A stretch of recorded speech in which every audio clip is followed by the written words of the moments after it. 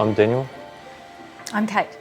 We're the proud owners of the 2011 Listen Leaf, and we're sort of up here in the Waipori Falls village. We moved here about 3 months ago.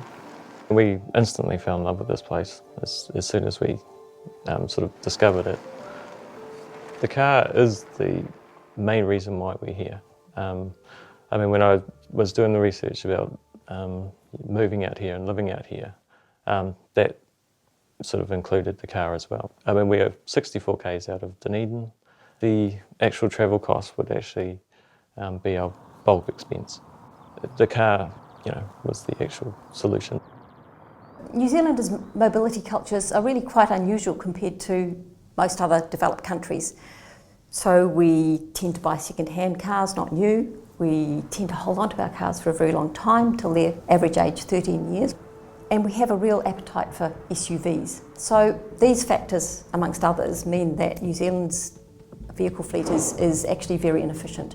And we have relatively high greenhouse gas emissions from our vehicle fleet. One of the solutions is to encourage people to buy electric vehicles. For a lot of reasons, they have very low emissions, and they also cost very little to run. So they're very efficient and effective. It's equivalent of paying about 30 cents a litre for petrol to drive an electric vehicle in New Zealand. But there's some big barriers to uptake as well, and one of those obviously is the upfront cost. Another one is people's concern about range. Can they get from A to B when they want?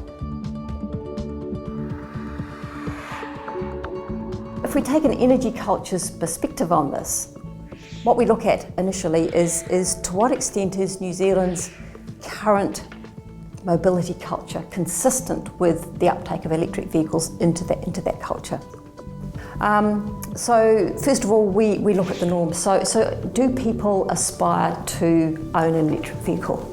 So we've done surveys and sure, people are really enthusiastic about the idea of EVs. What about their practices? Are their practices well aligned with having an electric vehicle? Well, as it happens, they are. The average length of drive for New Zealanders per day is 29 kilometres. The average commute is 22 kilometres. Easily achievable with an electric vehicle. When I looked at our driving habits and I looked at how we drive a petrol-powered car, that most trips are repeated over and over again. There's, like we go to work, we do the same trip every day. So if you know it can do a certain amount of distance and get to work and back, then, during the weekends it's the same thing. We'll have our favourite beach we might want to go to or favourite spots. When I looked at that, all our trips were well within the range of the electric vehicle. There's no doubt about it. Without that car, no matter how much I punch the numbers in, our fuel bill would just be the bulk of our expenses, and we just would not be able to live here. There are those external matters which make it difficult, which is the upfront cost, which is the concern about range and so forth. So when you're thinking about actually trying to encourage New Zealanders to take up electric vehicles, the main policy focus should be what are the barriers to uptake and how do we incentivise the uptake in order to get past those barriers. The government, they're looking at, around about 60,000 in 5 years. We've got roughly 1,000 EVs registered at the moment. So it's basically a doubling every year. That's exponential growth. To get exponential growth, you have to do something substantially different. Most new cars in New Zealand are company purchases. So that's one area where the government is targeting, and that could have an impact because they're looking at different government purchasing schemes, so that's a major source of the new vehicles coming in. So that could have some impact to increase the uptake there. Part of the policy is bus lanes. Now, as someone who lives in Auckland, bus lanes are one of those things that is helping traffic move. They are good, especially on the Northern Busway, it's great. And the EV users are driving in on the bus lanes because they get in there really quick. The major things people have to account for is charging, and will it fit in their daily lives? So range is an important issue. Will it go far enough?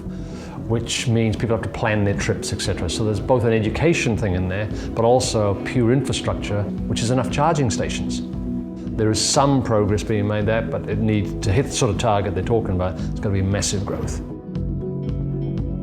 At the moment, there's nothing in the policy that really is going to affect the initial purchase price by any significant amount. So the major thing you can do to change the material culture is going to be changing both the acquisition and ongoing costs. So there needs to be a significant attempt to change that. We have actually, as a research team, looked at opportunities to reduce upfront cost, and our recommendation has been to bring in a fee bait. That kind of a policy intervention would say that if you were bringing in a real gas guzzler that was producing a lot of emissions, then you would actually pay a bit more for that than you would otherwise, but the money that you paid extra would actually be a bit of a subsidy for people who were buying electric vehicles.